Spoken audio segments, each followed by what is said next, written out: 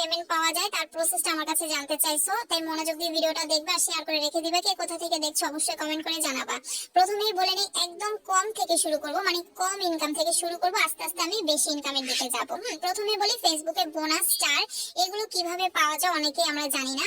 প্রথমত star setup on, 500 follower থাকলেই তোমার পেজ বা আইডিতে, তাহলে কিন্তু স্টার সেটআপটা অন হয়ে যায়। আর স্টার পেলে কিন্তু তুমি স্টার থেকে আর্ন করতে পারবে, যেমন একটা স্টার সমান সমান হচ্ছে কি 1 সেন্ট।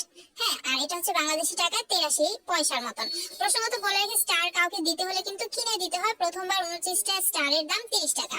এবার আসি বোনাস, এর ব্যাপারে অনেকেই জানে না। বোনাস পেতে হলে কোনো রকম ক্রাইটেরিয়া নাই, শুধুমাত্র ফেসবুক ইনভাইট করলেই তবে তুমি বোনাস প্রোগ্রামে যুক্ত হতে পারবা।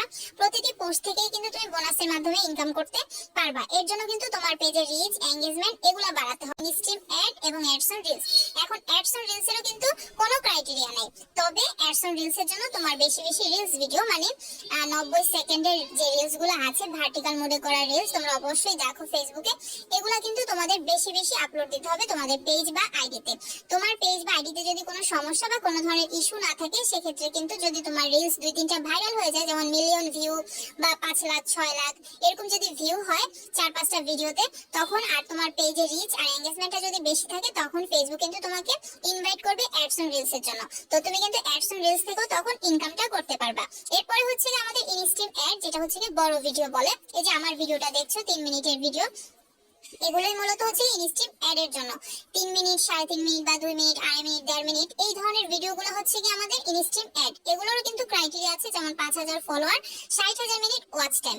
এগুলো যদি তুমি ফিল আপ করো আর তোমার পেজে যদি কোনো ইস্যু বা কন্টেন্ট মনিটাইজেশন পলিসি বা পার্টনার মনিটাইজেশন পলিসি ইস্যু এই ধরনের কোনো ইস্যু না থাকে, তাহলে কিন্তু তোমার ক্রাইটেরিয়া ফিল আপ হয়ে গেলে তখন সেটআপ আসবে। তুমি সেটআপ করে কিন্তু এরকম বড় ভিডিও থেকে ইনকাম করতে পারো। এরপরে হচ্ছে যে লাইভ।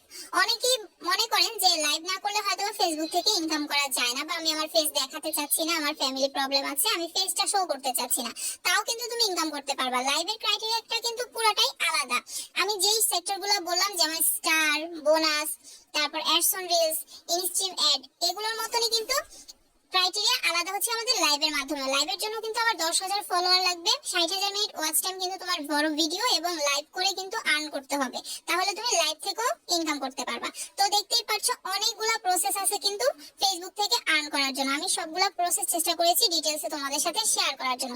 এছাড়াও কিন্তু অনেকেই আছে পোস্টে রিঅ্যাক্ট দাও না, কমেন্ট করো না, তাদেরকে বলবো তোমরা পোস্টে রিঅ্যাক্ট দিবা, কমেন্ট করবা, এতে করে কিন্তু তোমাদের পেজের রিচটাও কিন্তু বাড়বে, এঙ্গেজমেন্ট বাড়বে, এতে করে কিন্তু তোমাদের অ্যাডস অন রিলস, বোনাস এগুলো পাওয়ার চান্সও কিন্তু বেশি থাকবে। আর ফলো করে আনফলো করার প্রবণতাটা কিন্তু কমাতে হবে, এটা কিন্তু পেজের রিচ ডাউন করে দেয়।